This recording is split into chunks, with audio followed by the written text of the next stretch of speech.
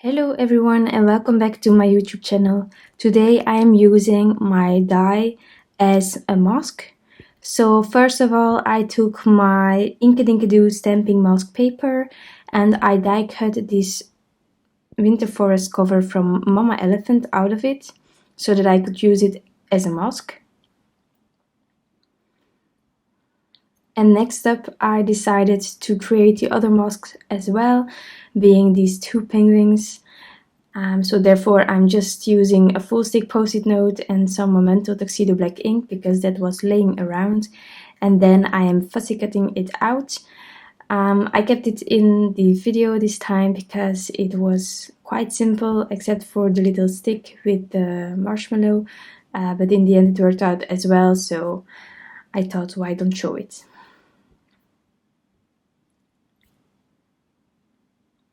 So after fussy cutting, it was time to stamp out my images onto my Neenah 110 Solarite cardstock, which I cut down to an A2 size.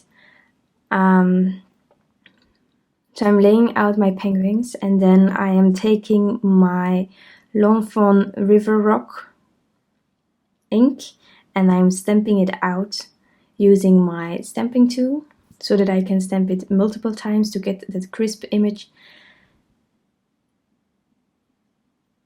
and then I can continue.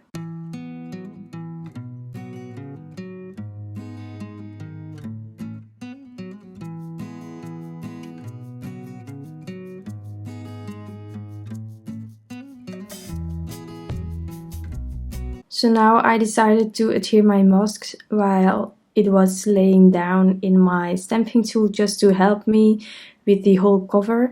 And I'm first adhering the little images because this way I think, in my opinion, it stays on there better because it's smaller and they can move less when there is another mask on top. So I'm using my stamping tool to guide me while placing my cover, and I'm pressing it down really firmly, and then I can continue with my background. So for the background I decided to also add some purple tape onto the stitched details because I was thinking about leaving them out, because when you are blending and there is a stitch detail in your die, you also see that reappear when you add some inks on top of it, so that I wanted to avoid. And then I took my distress inks, being Spun Sugar.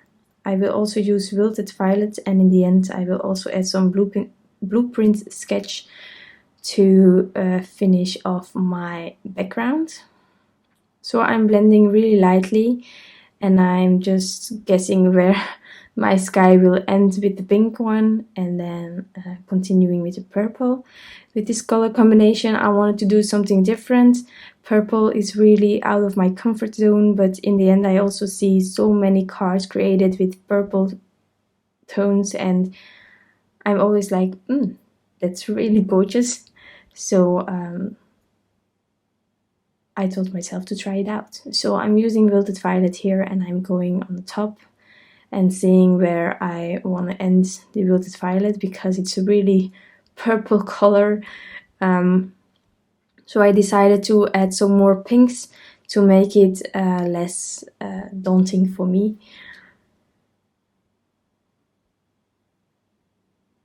So at this moment I am using a heavier hand with my pinks because the purple is quite dark, and this way it was easier for me to get the blending going. To deepen the sky more, I am also taking blueprint sketch to add on the top, and then I will go back in with all the other colors to get a nice blend.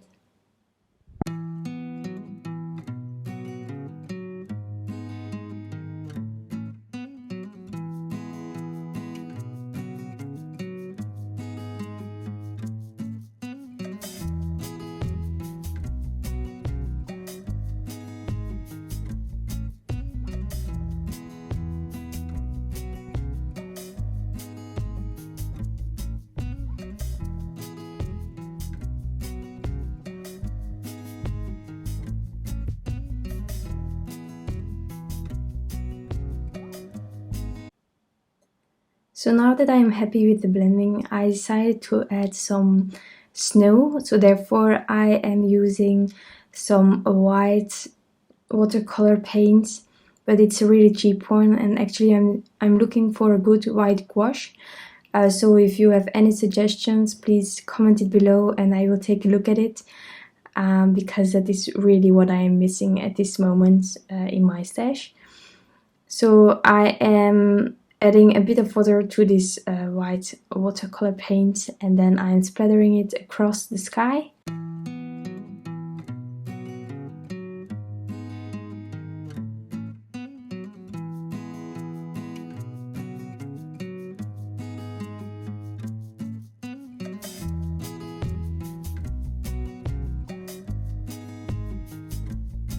And before I continued with the rest, I decided to first heat set this a bit, because I am going to also add the liquid Stardust from Fawn, because of course I am using that. It's a winter scene, and as you all know by now, winter scenes, I just immediately take my liquid Stardust.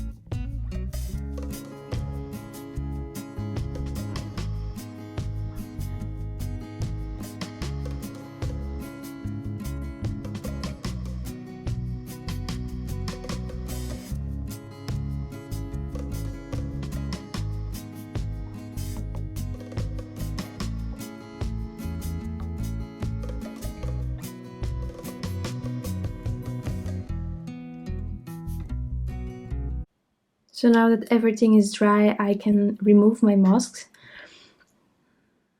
So first the purple tape and then all the rest.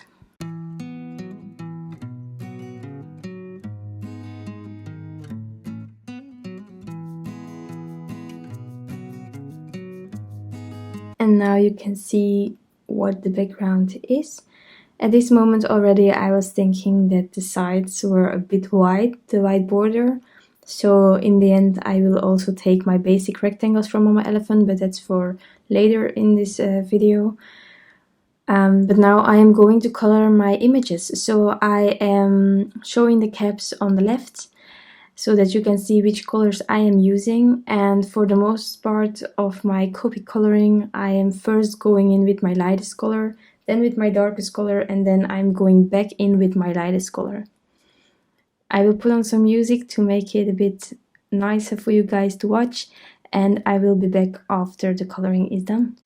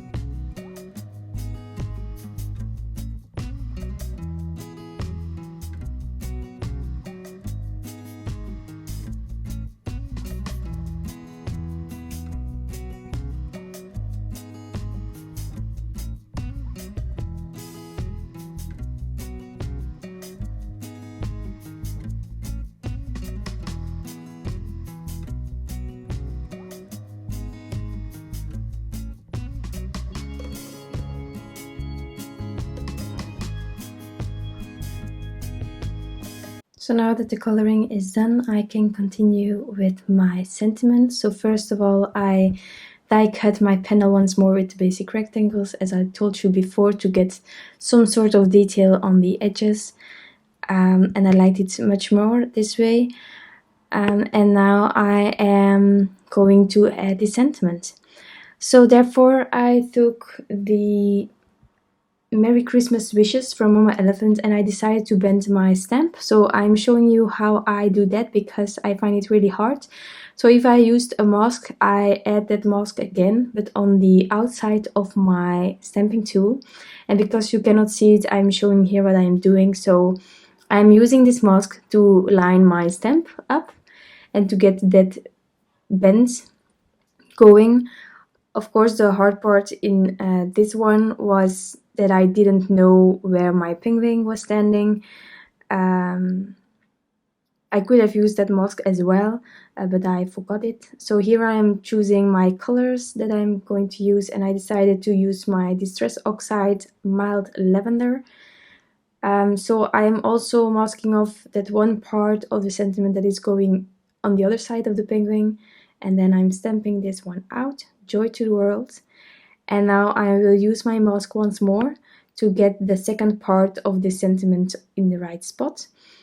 And as you will see here, I fiddled a bit because of course I needed to align this stamp between those two penguins.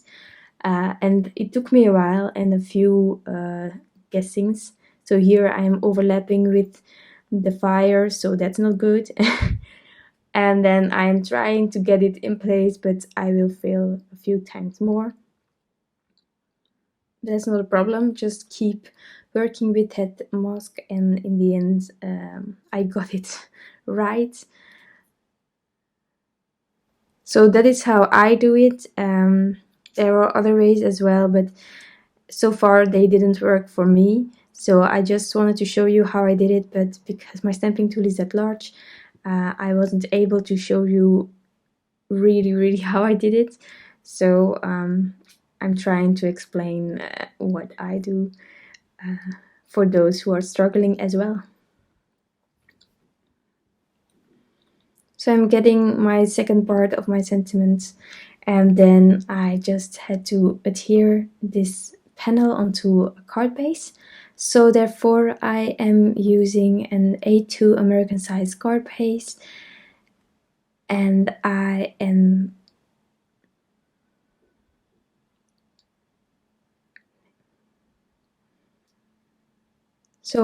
stamping my own stamp on the back of this card panel using River Rock because it's softer.